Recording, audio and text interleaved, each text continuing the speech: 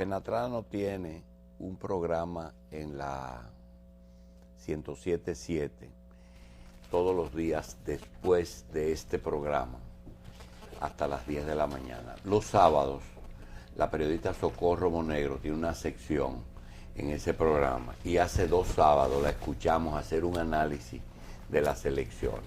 Y quisiéramos hacer una introducción un poquitito larga porque nosotros que hemos defendido la reelección presidencial durante muchos años, porque entendíamos que la reelección por sí misma no es mala, pero después que oímos a Socorro en un análisis de las elecciones que comenzó con la misma llegada al poder del partido que está, nos convenció totalmente de que no solamente la reelección presidencial podría no ser buena, sino que automáticamente debería de entregarse el poder a la oposición cada 4 años.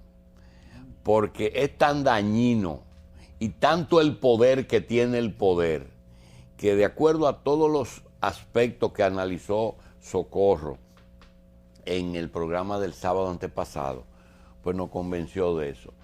Le damos la bienvenida a la periodista Socorro Monegro y le pedimos que conversemos de nuevo sobre cómo desde el poder se pueden hacer tantas cosas en beneficio de los candidatos del poder. Bienvenida. Buenas. Nos contabas que eso no comenzó el 16, sino que eso fue un proceso. Háblanos del proceso previo a las elecciones, Socorro. Bueno, yo decía en esa oportunidad, Julito, y eso lo vio todo el mundo, mi comentario vino a raíz de la declaración del coordinador de participación ciudadana que salió en los medios de comunicación, que él decía que él no vio ninguna acción durante las elecciones que se pudiera catalogar como fraude. Igual después lo dijo el representante de la OEA, pero en esa oportunidad yo le estaba respondiendo, sino haciendo un análisis de lo que era la declaración del coordinador de participación ciudadana con todo lo que fue el proceso electoral, que yo decía en esa ocasión y reitero que tuvo 3 fases.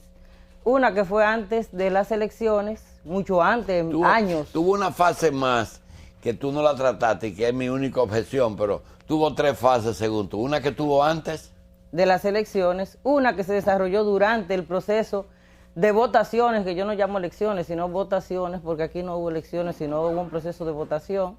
Y la tercera fase fue después, ya cuando se comenzaron a contar los votos, cuando se comenzaron a hacer las actas, cuando se comenzaron a alterar las actas. ¿Qué pasa con el primer proceso? Que eso lo vio todo el mundo, que fue cuando comenzamos, por ejemplo, en Pararreyes, cuando el actual administrador de la Lotería Nacional se volcó en llevar recursos a la provincia donde su esposa era candidata a senadora.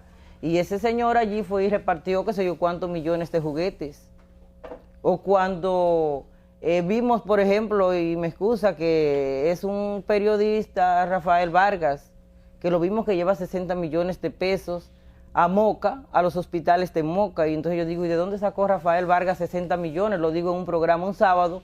Y el lunes aparecen el secretario de Salud Pública y doña Tati Marcelino de Senasa en la prensa, con él diciendo que fue que ellos entregaron el dinero porque él hizo la gestión, él fue un facilitador. Y él no tiene que ser facilitador de nada porque él es un funcionario del gobierno que no tiene que estar facilitando nada ni gestionando nada. Es que aquí se dice a veces como que los legisladores, como no tienen fondos, lo que son es facilitadores. Pero él no es legislador, él es un funcionario que aspiraba a legislador y entonces él no puede coger los recursos del pueblo que lo puede manejar entonces cualquier otro candidato, porque todos son candidatos y todos tienen el mismo derecho. Sin embargo, yo veo el caso de los Montaz en San Cristóbal, con todo ese poder que puede tener Temístocles. Sus 2 hermanos perdieron, o el caso de Uvieres, que el gobierno hubiera dado lo que no tiene para que Uvieres y Cerulla en Santiago no ganaran, sin embargo ganaron.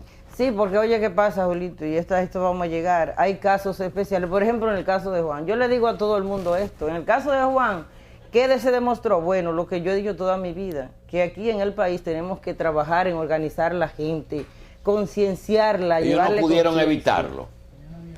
En los pueblos. con esos dos casos. No, lo que pasa es que, por ejemplo, en el caso de Monte Plata, nosotros estuvimos trabajando en el 2006. Recuérdate, en el 2006 Sí. estuvimos allí. Allí nosotros caímos presos. Que un general nos detuvo allá, nos golpearon a mí, a Miriam, una otra joven del movimiento rebelde, nos golpearon, nos dieron golpes. No, a mí particularmente me agarraron por los pies y por los brazos. Y Dos te guardias me amatearon. balancearon y me tiraron encima de una camioneta. Entonces, a nosotros fueron 28. O sea, que en esa ocasión la actitud que hubo de represión contra nosotros fue muy fuerte. Pero eso no nos amilanó, nosotros seguimos trabajando. Y trabajamos 4 años, desde el 2006 hasta ahora, estuvimos trabajando en Monte Plata con la gente, organizándola. Creamos grupos de conciencia, gente con conciencia, para que no se vendiera, para que no la tentación de una nevera, de una estufa, de 2.000 pesos, 3.000, que por ejemplo quedaban en algunos casos, no le llevara a ellos a cambiar su intención de voto, a saber quién era la opción en ese momento para ellos poder salir adelante. Entonces allí hubo conciencia. Además, los PRDistas de Monte Plata también estaban convencidos de que la mejor opción era Juan. En eso no hubo posibilidades de hacer nada. Incluso muchos PLDistas allá en Monte Plata votaron por la candidatura de Juan. Porque aparte de todo el trabajo que nosotros hicimos, hay una cosa que fue también determinante y fue la participación de nosotros en aquel movimiento en contra de la cementera. Ya. Eso fue determinante. O sea, eso fue lo que culminó con nuestro trabajo. En el plan, en la parte primera de los 3 puntos, estuvo el trabajo previo. ¿Qué otra cosa se hizo previamente a las elecciones? Bueno, La fase 1, como la tú fase dices. 1, sí, la compra de conciencia, las tarjetas. Mira, todavía nosotros lo denunciamos infinidad de veces, eso.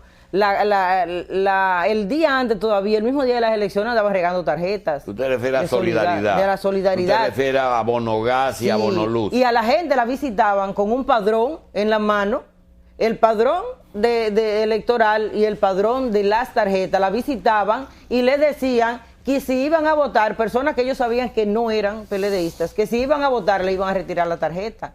Y hay gente que no mide la capacidad de lo que son los 500, 600, 700 pesos que tiene la tarjeta con los beneficios que le podría tener ejercer el derecho al voto con conciencia y que finalmente sean elegidos las personas que a lo mejor lo pueden representar mejor, hacer un mejor papel, hacer un mejor trabajo en favor de ellos como seres humanos. Porque hay que medir las cosas en base no a la persona que va a desempeñar el cargo, sino qué papel puede hacer esa persona. Por eso yo decía, bueno, Pacheco es el mejor candidato a síndico porque tiene proyectos, tenía el mejor programa de gestión municipal para desarrollar en este país, en esta capital. Entonces, en base a eso que la gente tiene que votar, no en términos de personas, sino en términos de qué puede hacer el que va por el que usted va a votar, qué beneficio nos vas a dar a nosotros.